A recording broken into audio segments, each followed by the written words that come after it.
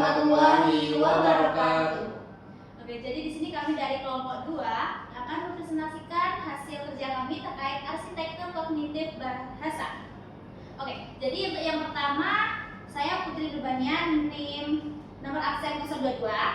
Saya Rizky Adamawati, nomor absen 042. Saya Reza Jami, nomor absen 082. Oke, jadi untuk materi akan saya terlebih dahulu menyampaikan. Jadi yang pertama terkait psikolinguistik bukan sekedar teori melainkan mesin dalam pemrosesan manusia. Jadi di sini terbagi menjadi 2, unsur input dan output. Untuk input itu linguistik dan outputnya itu merupakan dari luar, yaitu perilaku manusia. Untuk psikolinguistik ini mengkaji bagaimana struktur bahasa itu dapat diproses oleh aktivitas saraf manusia hingga menghasilkan ujaran yang bermakna atau bahasa itu sendiri. Untuk selanjutnya terkait dual function-dial. Jadi untuk fungsinya ada 2, intrapersonal dan juga interpersonal. Intrapersonal ini memproses pikiran, menyimpan memori dan mengambil keputusan. Sedangkan fungsi lainnya itu seperti berkomunikasi, merespon lingkungan dan juga membangun relasi sosial. Jadi kemampuan berbahasa itu bukan hanya sekedar kemampuan untuk berbicara, tetapi juga mencerminkan kualitas proses kognitif anak secara menyeluruh.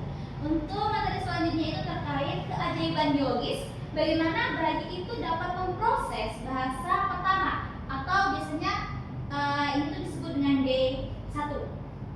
Nah, stimulus lingkungan ini diantaranya seperti ocehan, percakapan antara orang tua dan anak ke bayi, dan juga suara di sekitarnya, suara dari lingkungannya. Nah, language acquisition deficit atau LAD ini merupakan perangkat bawaan alami dalam mental anak dalam memproses input bahasa tanpa pengajaran secara formal.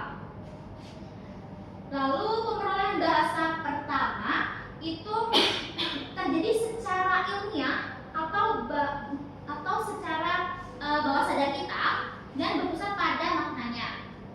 Selanjutnya untuk materi selanjutnya akan disampaikan oleh Rizky Adamawati. Silakan. Oke, baik, terima kasih. Di sini mengenai jendela waktu biologis, yaitu menyimak sebelum berbicara. Jadi di sini ada masa atau silent period. Itu adalah fase di mana anak itu lebih banyak menyimak untuk menginternalisasikan struktur bahasa itu sangat tinggi, namun output bicaranya masih 0, teman-teman. Jadi implikasinya itu adalah keterdiaman anak ini itu bukan berarti ketidakmampuan mereka, tapi juga melainkan proses mental yang sedang bekerja keras.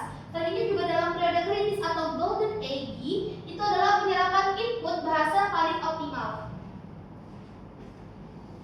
Oke, selanjutnya ada skala kognitif. Itu adalah tahapan perkembangan bahasa anak. Itu ada beberapa tahap, yaitu yang pertama ada dari fase 0 sampai 1 tahun.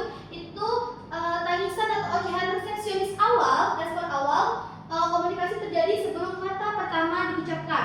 Lalu tingkatan kedua itu ada namanya holofrasa. Itu pada tahun 1 hingga 2 tahun. Itu adalah tahap satu kata, satu ujaran, kata mewakili satu kalimat penuh bermakna. Nah, terus juga ada yang ketiga, ada ujaran kombinasi. Itu merangkai 2 kata atau lebih, itu menunjukkan pemahaman awal tentang sintaksis. Lalu yang terakhir ada bahasa kompleks atau usia sekolah anak dari SD.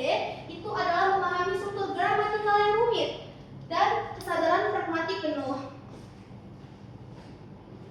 Selanjutnya ada ekosistem bahasa atau menggabungkan biologi dan interaksi sosial, teman-teman. Lalu ada 2 faktor. Yang pertama ada faktor internal, itu mengenai biologis dan kognitif. Itu adalah kesiapan otak dan sistem saraf anak. Selanjutnya juga ada alat berbicara yang sehat.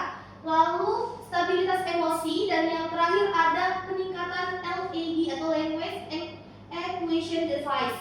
Nah, selanjutnya ada juga faktor eksternal atau faktor luarnya, yaitu dari faktor lingkungan. Jadi yang pertama ada kualitas interaksi orang tuanya. Jadi orang tua itu harus mengajarkan anak untuk berinteraksi secara baik.